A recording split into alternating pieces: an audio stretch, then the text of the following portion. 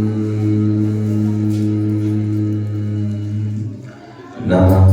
सिद्धेभ्यः।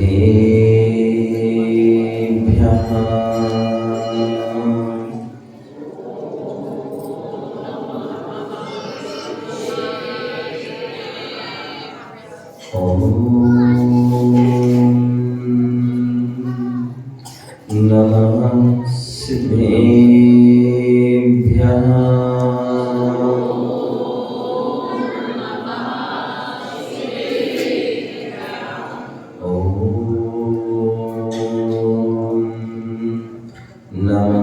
सिद्धेभ्यः।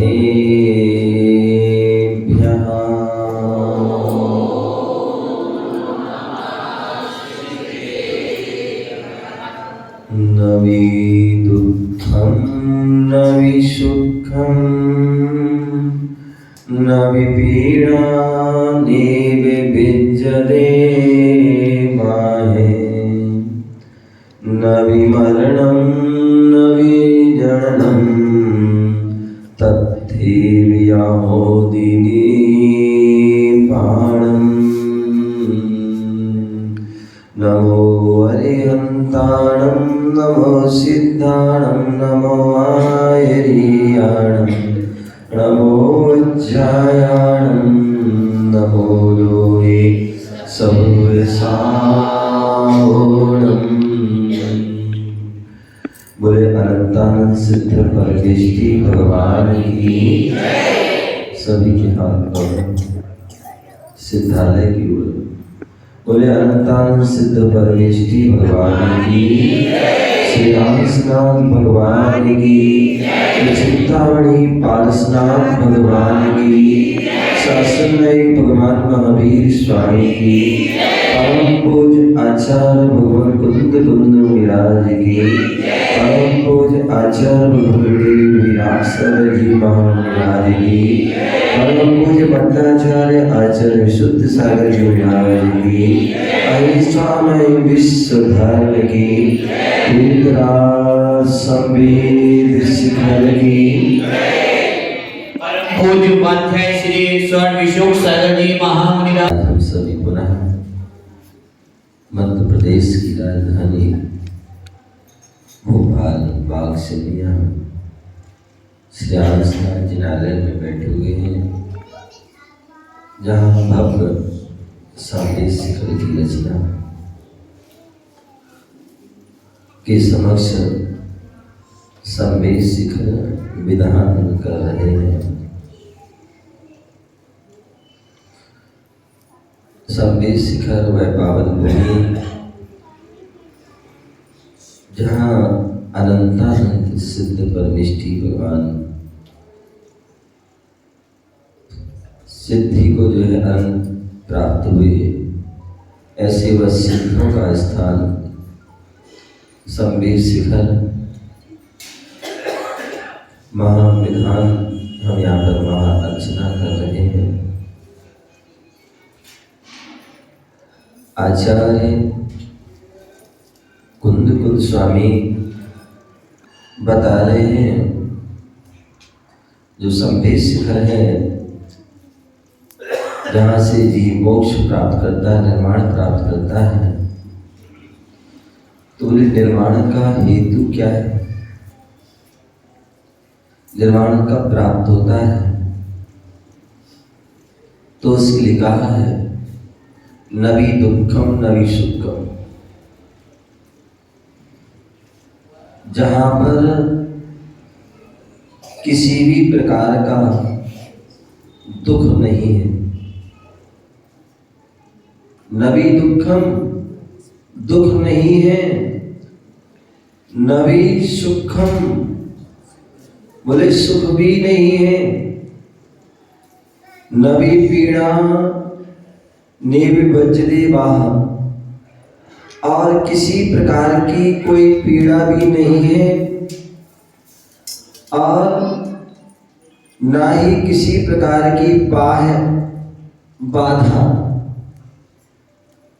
बाधा से वह रहते हैं। और नवि मरणम नवि जननम जहां पर जो है किसी प्रकार का जो है मरण भी नहीं है और ना ही किसी प्रकार का जन्म है, तत्र एव च निर्वाणम, वहीं पर जो है निर्वाण की प्राप्ति होती है। वही निर्वाण है जहां पर किसी प्रकार यदि एक जो है कण के समान भी दुख है तो आप मोक्ष से कोसों दूर हैं। अथवा एक कण के लिए भी सुख, और वो सुख कौन सा सुख? इंद्रियजन सुख। जब तक इंद्रियजन सुख है तब तक जो है आपको अतीन्द्रिय सुख की प्राप्ति होने वाली नहीं है।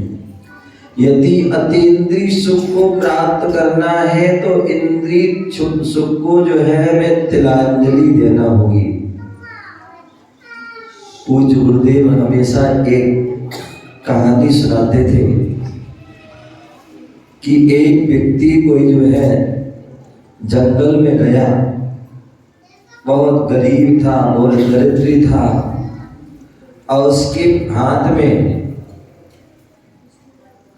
उसे कुछ कांच के टुकड़े मिले और उन कांच के टुकड़ों को उन्होंने दोनों हाथ में ले लिया। क्या कर लिया? दोनों हाथ में जो है ले लिया। जैसे बच्चे लोग बैठे होंगे, यदि बच्चों के लिए कोई वस्तु मिल जाए तो क्या करते हैं? क्या दोनों हाथ से उसको जो है पकड़ते हैं।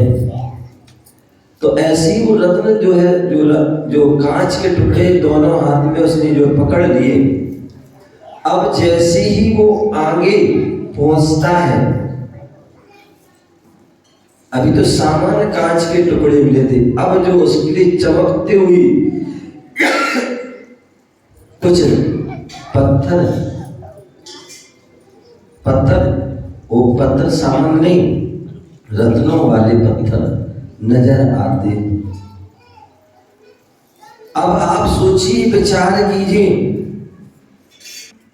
आपके हाथ में जो है कांच के टुकड़े हैं, अब हमें चाहते हैं कि हमारे हाथ में जो है वह चमकते हुए पत्थर भी आ जाए, तो वो कैसे आएंगे?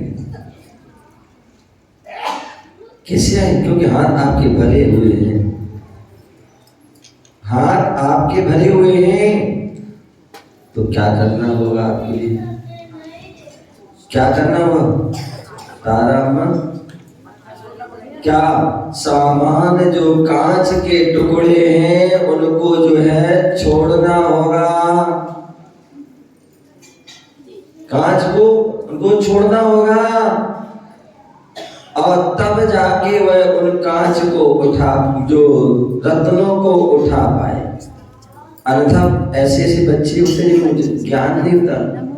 अब उनके पास सिक्का है, 1 का 2 का 3 का 5 का आदि सिक्का है, और यदि उनके मम्मी पापा को कभी इमरजेंसी में सिक्के की आवश्यकता पड़ जाती है, सिक्के की आवश्यकता पड़ जाती, बेटा मुझे ये सिक्का दे दो, मैं तुम्हें ये एक कागज का टुकड़ा मतलब नोट दे रहा हूं, उसे नहीं पता नोट क्या है। वैसे सामान्यतः बच्चों से आप वो लेना तो जानते, देना नहीं जानते। तो ले तो तुमसे कुछ भी ले लेंगे, तुम बाकी तो उनसे कुछ भी ले नहीं सकते। यदि अब उनके पिताजी या माताजी किसी को भी सिक्का चाहिए, वो बोले बेटा मुझे सिक्का दे दे, वे ले ले, बोले मुझे नहीं चाहिए, क्योंकि कोई पता नहीं है उसे, इसलिए उसको ही पकड़ लेता है। जब उसे पता चल जाता है कि भैया इस सिक्का से बड़ा जो है कीमती है तो वो नोट है, तो वह तुरंत क्या कर देता उसको सिक्के छोड़। तो इसी प्रकार जो है यदि हमें सच्चा सुख प्राप्त करना है, अतीन्द्रिय सुख प्राप्त करना है, तो उसके लिए हमें क्या करना होगा? इंद्रिय सुख को त्यागना होगा। इसलिए वह दुख भी नहीं है, सुख भी नहीं है, जहां पर किसी भी प्रकार की पीड़ा नहीं है। क्योंकि पीड़ा कब होती है? जहां वह मोहिनी कर्म होता है, वेदनी कर्म होता है, तब पीड़ा होती है। और जब मोहिनी और वेदनी दूर हो गया तो फिर कोई पीड़ा, तो इसलिए कोई पीड़ा नहीं है, किसी प्रकार की बाधा भी नहीं है। इसलिए उनके अव्याभाग उनके गुण हैं, जहां मरण भी नहीं है। क्योंकि मरण जो होता है किनका होता है? जो कर्मों से सहित जीव होते हैं, ऐसे उन जीवों का मरण होता है। जो कर्मों से रहित हो जाते हैं उनका मरण नहीं, उनका जो निर्वाण होता है, मोक्ष होता है। इसलिए मरण भी नहीं और जन्म भी नहीं है। क्योंकि जन्म भी संसारी जीव का होता है, जो कर्म से सहित है उसका ही जन्म होता है। वो कर्मों से रहित हो गए हैं, इसलिए वह जन्म भी उनके नहीं है। यही वास्तविकता है। एक बहन मेरे पास आई, बोले सिद्ध भगवान जो है, भगवान जो होते हैं ऐसे गुण जो हैं गुण से सहित होते हैं। अब वो जो है गुण पहले से ही विद्यमान है, पहले से विद्यमान है, तो उनके लिए साधना करने की क्या आवश्यकता है? तपस्या करने की क्या आवश्यकता है?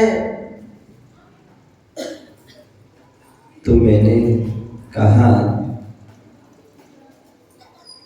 कल यहाँ का गेट बंद था, नीलम जी, यहाँ का गेट बंद था, तो लोगों को भगवान के दर्शन नहीं हो पा रहे थे, दर्शन नहीं हो पा रहे थे, और भगवान की दृष्टि भी, कल्याणकारी दृष्टि बाहर नहीं जा पा रहे थे। लेकिन जैसे ही जो है गेट खोल दिए तो क्या हो गया? भगवान की जो है सबको दर्शन हो गए और सबकी भगवान की दृष्टि भी बाहर चली। लेकिन वह दर्शन कब हुए हैं? जब गेट खुल गए, गेट खुल गए ना, तभी दर्शन हुए, तभी उनका ज्ञान हुआ। उसी प्रकार जो है प्रत्येक जीव के अंदर, मैंने पहले भी कहा था, भगवान बनने की शक्ति है। क्या है? इस आत्मा में अनंत शक्ति है। भगवान बनने की शक्ति प्रत्येक जीव के अंदर है, लेकिन वो शक्ति अभी प्रकट नहीं है, अब प्रकट है। उसको शक्ति को प्रकट करने के लिए हमें क्या करना होगा? पुरुषार्थ करना होगा। ये आत्मा जो है अनादि काल से जो है बहिर्बुद्धि में लगी है, बाहरी चीजों में परत्व जो है बुद्धि में लगी हुई है, इसलिए वह बहिरात्मा है। और यही कारण है कि संसार में वह भटक रही, संसार भटक रही है, चतुर्गति के दुख भोग रही है, अनेक प्रकार की जो है गतियों में वह जा रही है, दुख भोग रही है। लेकिन जैसी वह थोड़ा सा सम्यक प्रयास पुरुषार्थ करते हैं,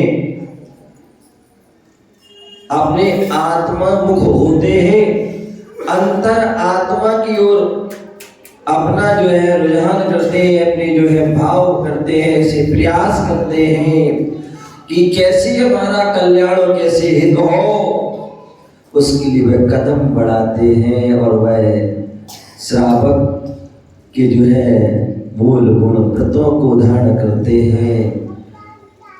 वह उस क्रम से सीढ़ी चढ़ करके एक मुनि अवस्था को भी प्राप्त होते हैं। और मुनि अवस्था जहाँ निर्ग्रंथ अवस्था है, जहाँ किसी प्रकार की कोई ग्रंथि नहीं है, कोई परिग्रह नहीं है, ऐसी अवस्था में पहुंच करके फिर वह जो है निर्विकल्प ध्यान की और अग्रसर होते हैं। तब वह अंतर ध्यान में लीन हो जाते हैं, अपने आत्म जो है स्वभाव में लीन हो जाते हैं तो वह अंतरात्मा हो जाते हैं और वह प्रयास करते करते करते जो है बाद में आदि गुण स्थान तक पहुंच जाते हैं। झपक श्रेणी के माध्यम से, शुक्ल ध्यान आदि के माध्यम से वहाँ उत्कृष्ट प्रयास पुरुषार्थ करते हैं। जो आवरण पड़ा था ज्ञान पर, दर्शन पर, शक्ति पर, सुख आदि पर, वो सब जो है आवरणों को, कर्म रूपी आवरणों को जो क्या करते हैं, अलग कर देते हैं। जैसे दिनेश जी, देवेंद्र जी, यही हो ना, देवेंद्र जी यही हो ना के दुकान पे। जैसे जो है सोना होता है, सोना यदि जो है कीचड़ में पड़ा हुआ है तो वह शोभा विहीन होता है। अथवा जो सोना मिट्टी में, जो खदान में है, अभी उसकी कोई कीमत नहीं है, कोई चमक नहीं है। यदि वो खदान में ही पड़ा रहे तो उसकी कीमत उतनी नहीं हो सकती जितनी वर्तमान में। कितनी वर्तमान में? 1.25 लाख। कब हुई 1.25 लाख उसकी कीमत? जब वह खदान से निकला तब उसकी कीमत हुई और उसके बाद उसे जो है अग्नि में तपाया गया। एक बार नहीं, कितने बार? 16 बार तपाया गया, तब जाके वह सोना बिल्कुल कितने टन होता है? 24 टन का सोना हुआ, तभी वह 1.25 लाख में बिक रहा है, अन्यथा उसकी इतनी कीमत। उसी प्रकार जो है हम सभी क्या है, हमारी सबकी आत्मा जो है सोने जैसे है, लेकिन अभी जब तक वह खदान में है, चतुर्गति रूपी खदान में, तब तक उसकी कीमत नहीं है। जब खदान से निकल जाती है, खदान से निकल जाती है, जब वह तपती है, तभी जो है वह क्या होती है, उस सोने की मदद। उसी प्रकार जो आत्मा होती है वह भी व्रत नियम संयम आदि से तपती है, तभी उसकी जो कीमत होती है। तो सिद्ध भगवान जो बनते हैं उसके पहले जो है कितनी साधना तपस्या ध्यान आदि करते हैं, तब जाके वह जो ज्ञान पर आवरण पड़ा है वो ज्ञान हटता है, तब वह ज्ञान प्रकट होता है। दर्शन पर जो आवरण पड़ा हुआ है, दरवाजे बंद है, दर्शन नहीं हो रहे, और दरवाजे खुल गए तो दर्शन हो गए। उसी प्रकार दर्शना वर्णी कर्म जो है, वैसे तो अनंत ज्ञान है, अनंत दर्शन है, लेकिन अभी उस पर आवरण है, और जैसी आवरण हटा दर्शन हो गए। ऐसी उनके जो ज्ञान दर्शन अनंत जो शक्ति है, लेकिन वह शक्ति अभी व्यक्त नहीं है, प्रकट नहीं है। उस प्रकट करने के लिए उसको जो है उसको जगाना पड़ता है, इसकी साधना करते हैं, तपस्या करते हैं, तब वह वीर्यांतर कर्म का जो क्षय होता है और उसके क्षय से ही अनंत शक्ति की प्राप्ति होती है। जहाँ कर्मों को जो है मोहिनी आदि का क्षय होता है, जहाँ वेद जो है वेदनी आदि का क्षय होता है, तभी वह अनंत सुख की जो है वह प्रकट होता। अन्यथा कर्म का जहाँ वेदनी मोहिनी कर्म का उदय होता है वहाँ दुख ही प्राप्त होते हैं। तो ऐसे वह सिद्ध भगवान जिन्होंने जो गुण अंदर थे उन गुणों को प्रकट कर दिया, इसलिए वो सिद्ध भगवान है। ऐसे हम सिद्धों की हम आराधना कर रहे हैं। संवेद शिखर के विधान के माध्यम से सभी लोग अपने ऐसी भावना बनाए कि हे भगवान, जैसे आप दुखों से रहित हो गए हो, जैसे आप सुख से भी रहित हो गए, जैसे पीड़ा से रहित हो गए, बाधा से रहित हो गए, जन्म मरण से रह गए और निर्वाण को प्राप्त हो गए, वैसे हमें भी वह प्राप्ति हो। इसी भावना से जय बोलो महावीर भगवान की। बोलिए पूज्य उपाध्याय श्री 108 विश्वोक सागर जी महाराज की जय। इस नाम से YouTube पे एक चैनल बना हुआ